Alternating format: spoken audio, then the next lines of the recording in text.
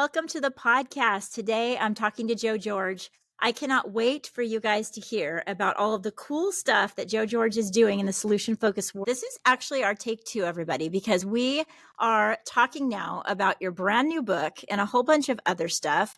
You have a brand new book on Amazon, and before we even dig into it, I cannot wait any longer. Tell us a little bit about that. It's called. If you search for it, it's Solution Focused Trifecta, and it's not under Joe George. It's under Joseph R. George because I use my formal name for copyright, and It's just so official, though. yeah. So I have that going for me. But I like it. I got excited about it actually after talking to Cher because she was talking about you have to have a bunch of resources out there. Why haven't you published yet? And I thought about it. And I was like, well, gosh, yeah, I do. So, I'm excited about it because I'm a big believer for any presentation that, especially if it's in person, but it has to be about the why, the what, and the how, with the vast majority being the how. And because most resources out there are all about what, and they don't really tell you how to do it. So this is really great for a book study. It's great for individual use. It also comes with a video module series that has exemplars, explanations, and overall segments that can be packaged to get to with it, but it's really good on its own right individually. So it can be mixed and matched, but it's a hands-on, user-friendly guide to learning how to implement solution-focused practice in different settings. The one thing I like about it is that after you really get comfortable with it, you can mix and match. You can, like most training things out there for solution focus are really geared for therapists they're great for 45 to 60-minute sessions. But then you have to think, okay, how do I do this in a school setting? And because you need to be able to do it in somewhere between 3 and 20 minutes, depending on the time you have with the kid. And after you get comfortable with it and go through the book, you'll learn how to mix and match to be able to pare it down or expand it. Yeah.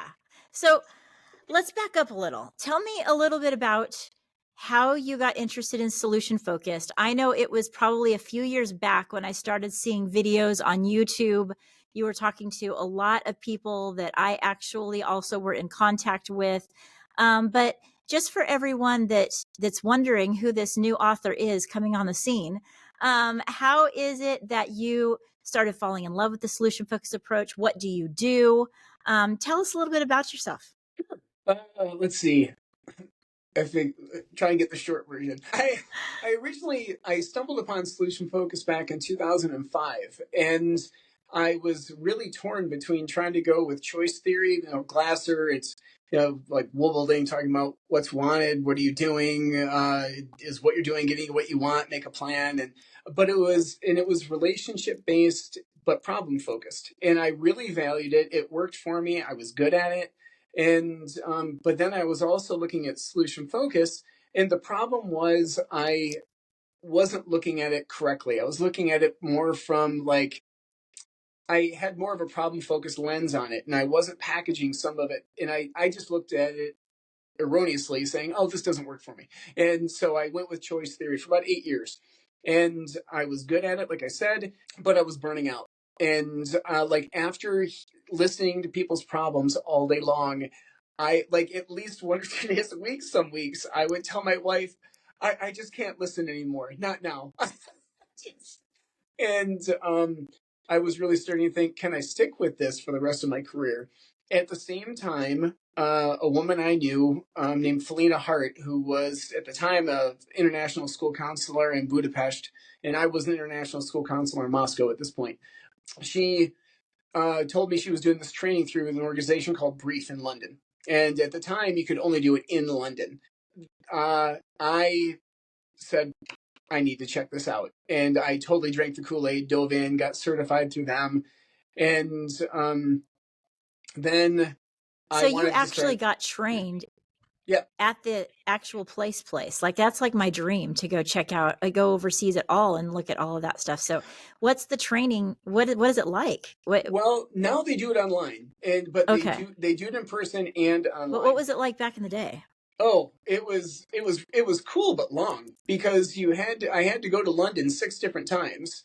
Wow. Within it, well, I was able to package a couple of them back to back because some of them were 1 day, some of them were 2 days, some of them were 3 day, trainings. And you have to get a certain, yeah, I want to say you had to get 6 total days, or it might have been 7.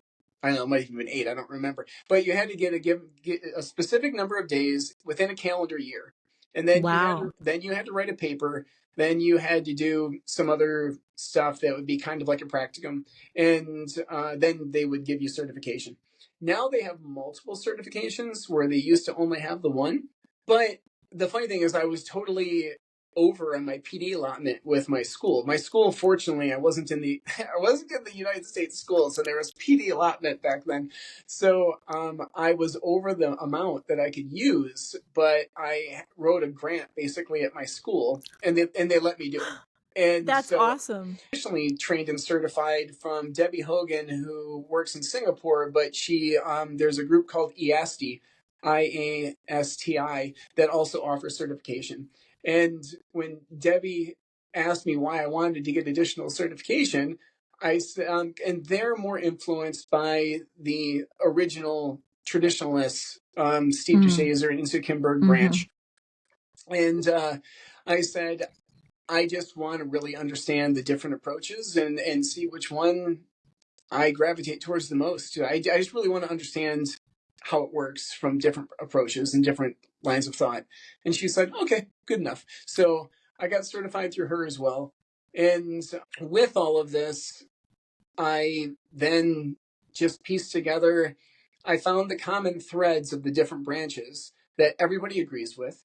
Mm-hmm. And tailored those really to what worked for me. Now, my first degree, my first career, I was a high school social studies teacher, and I got a master's in curriculum and teaching before I went back and got a master's in counseling. So because of this, my approach really goes by a backwards design model where you think Mm. so, like solution focused, especially with how I do it. It's what do you want both now and later, what works, and what's next to connect the dots between the two ends. So that's also one way this is actually different because my approach really delves into a lot of the what's next rather than just what's wanted and what works. Just because Mm-hmm. I deal with people constantly for the past 27 years that, especially parents, well, and teenagers, that they know exactly what they want and they have no idea how to get there. So Mm-hmm. just rolling around on what they want and what it looks like when they get it and all that, that leaves a lot of people frustrated. So I help them leverage a clear picture and their strengths to extrapolate between the two. And so that's really, it's what's wanted, what works, what's next. And with that, I was able to take the major ideals that everybody agrees with. And then, but in the book, I also explain when certain branches don't, and like certain people do this way, I do it this way because this, and I'll offer, people will know where what they're getting and why. Yeah. Well, when I mentioned when in the vast majority, when you're in the world of solution focused, you think, well, everybody must be able to understand this language, and it becomes like, it's like a little club, like everybody understands it. But when you're out there in the world, many people don't even know what solution focused is. The majority of the people assume that you're just, out there helping people and giving them solutions to their problems. So they don't, and whenever someone says, oh yeah, that's just, oh, you're just giving them a bunch of solutions, I know right away that they don't even understand the basics of it, right? I could do on my own, so I know the journey of just like discovery, and then finding out, oh, this one's a little different and this one's a little different. But the interesting thing is that I feel like because you were able to get that firm foundation and then go out and explore, that you're so careful about the knowledge. For me, because I don't have all of that background, I'm like, you guys, this works. I'm just like throwing it out there. It works, it works, it works. You got to do it. And I'm like, you got to journal about it and you've got to share it and you got to have conversations. And I mean, that's my personality. I just get out there and do it. But when you sent this to me to review, even before it was published on Amazon, you could just sense that there's a sense of careful discretion that you use that makes it something that I know that I can depend on. Even if it is your way of doing it, it's rooted in such a firm foundation that I really appreciate it. I appreciate that you were willing to put that out there with the firm foundation under it, um, of all of your knowledge. And you mentioned that you were able to talk to a lot of different people.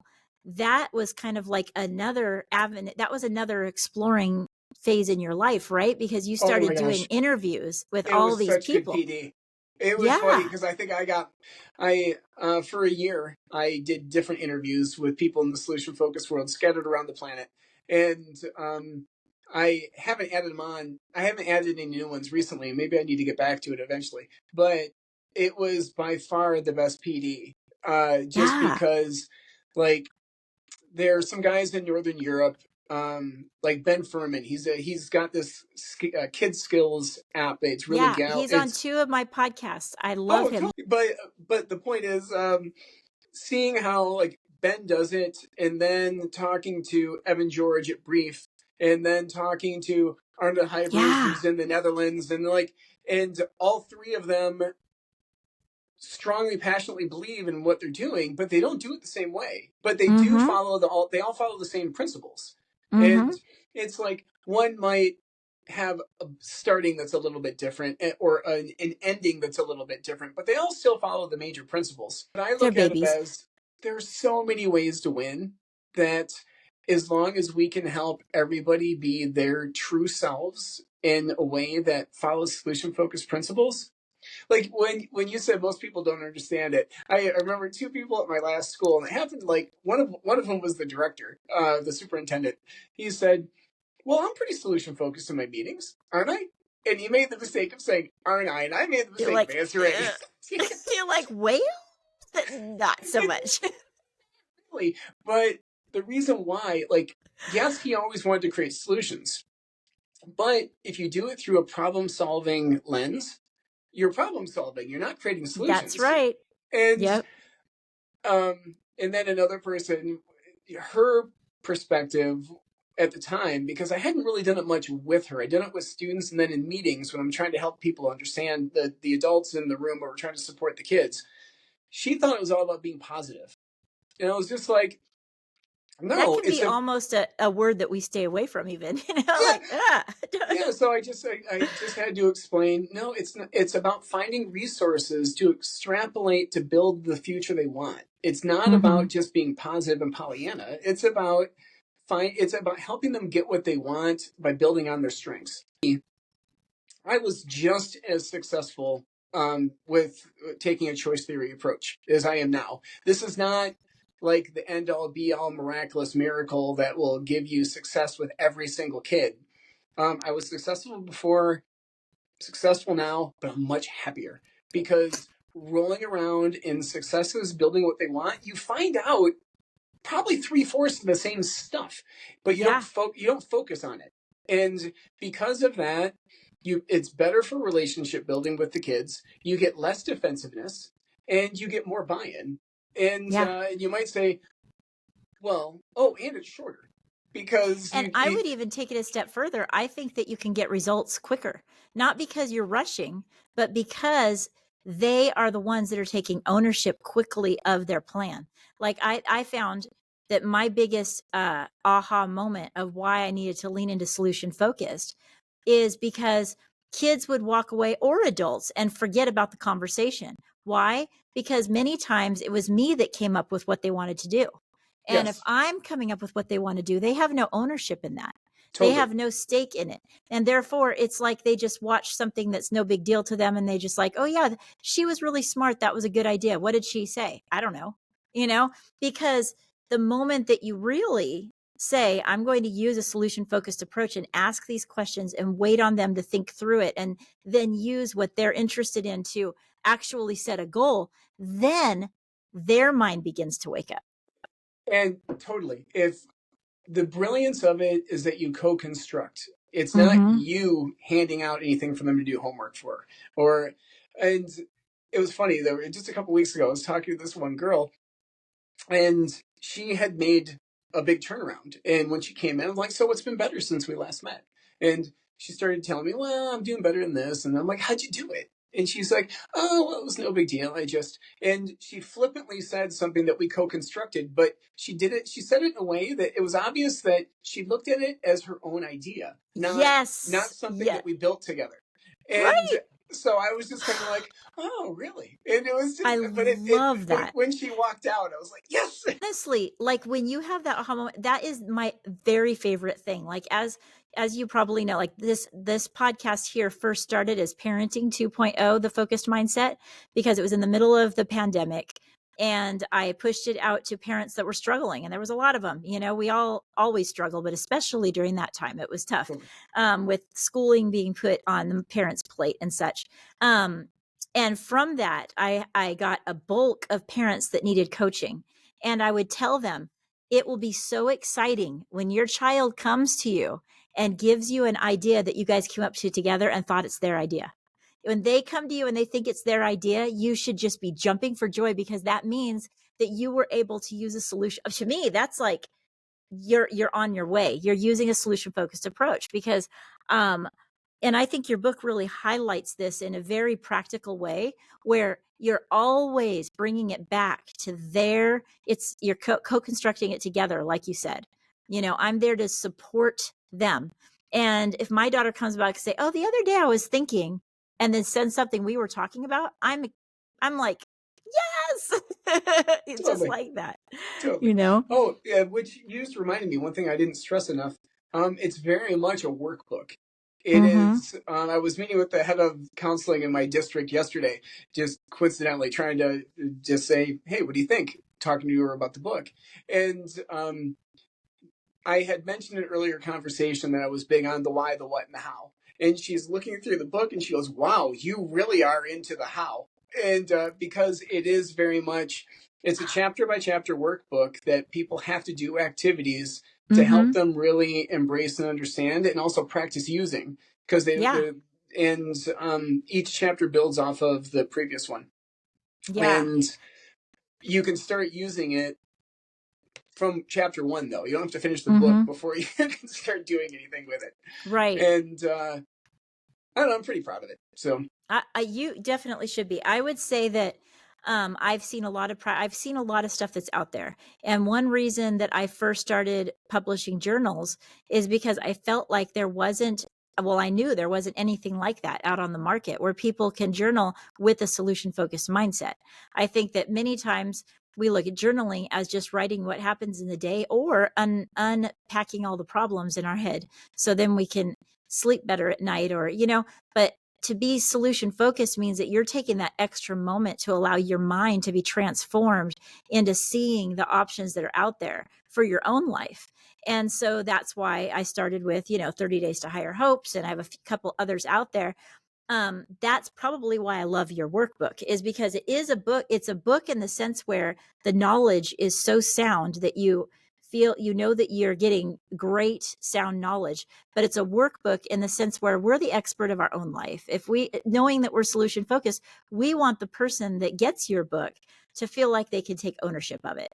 And what better way to take ownership of it than to have a portion that they're writing with you almost, So I feel like your workbook and my journals have that in common, where I feel like I'm co-authoring a book with you. I expect that you get this book and your writing is what makes it come alive. The information in it is just to help you shape your mind. And yours is like that, except you literally do teach a very simple way to put this in practice, like right away. So as you can see, I want people to go out and buy your book. so so solution focused trifecta, you got to look it up. Joseph George, it's this author that's just so proper, you can't believe it, right? Joseph George. And I hope everyone looks it up. Now, when you went ahead and did all those interviews, is that when you wrote this, or when did you actually put this together originally? um, I put Was it together a, shortly after that, or? well, I started putting it all together about 2/3 the way through, Okay. and I was I did the brief summer school, And briefs basically it was I put it all together as I was doing the training with EASTI with Debbie Hogan, because Debbie and I both did the brief summer school. And brief summer school, it's basically a whole bunch of therapists and solution focused practitioners around the planet get together. And it was on Zoom this one year that I did it, and which was the reason why it was the first year. Second year it was on Zoom, so I was able to, because it was usually in person. And we did it, and it just got me thinking. And I was interviewing people too. There's this one guy named Jason Pascoe in Australia, and as I was talking to him about some of the stuff that we had talked about that day in brief through the summer school, and that Debbie and I were talking about as well, I just kind of had some epiphanies into three parts. And that's when I came up with the trifecta. And I was just going, like a trifecta. And a trifecta for gamblers, it's like when you get all three things and you get the big victory. Yep. And I looked at it as, this is the big victory. Like, put it all together. And it was funny because when I was talking to Debbie recently, she had to look up the word trifecta because she has a very religious background. And she had no idea what it meant. She's like, trifecta? Huh? Yeah. So, but yes, as I was, and I put together this whole training video series with it. And then the workbook was originally about half of what it is now, but it covered the 6 modules and it covered all the same content, but it wasn't packaged together the same way. And then I realized I should grow this and get it out there, largely because I think it's the best way to do school counseling. And I agree. And I mean, obviously, I've mentioned this a couple times. I've drunk the Kool-Aid. I'm a big advocate. I believe it's the best way to help kids and help the adults in school and keep yourself happy. And as a person, as you might be able to tell, I'm a good talker, but I'm also a good listener. And the good thing about solution focus is it really takes yourself out of the equation because you're just asking questions. So it forces me to shut my mouth, ask a question, and then ask another question. I don't interpret. I don't summarize. I don't I validate. I listen, I select, and I build. And I validate them. It's about, even if their day is crap, it's real. So you can't blow through, because if you do, that's solution forced. You can't just you can't pound them into a solution. You still have to validate and listen. It's all the same stuff that all counselors have to do to thrive. It just allows me to be more of a participant guide who co-constructs rather than the leader. And I like that it helps me do my job well by taking myself out of the equation by just asking questions.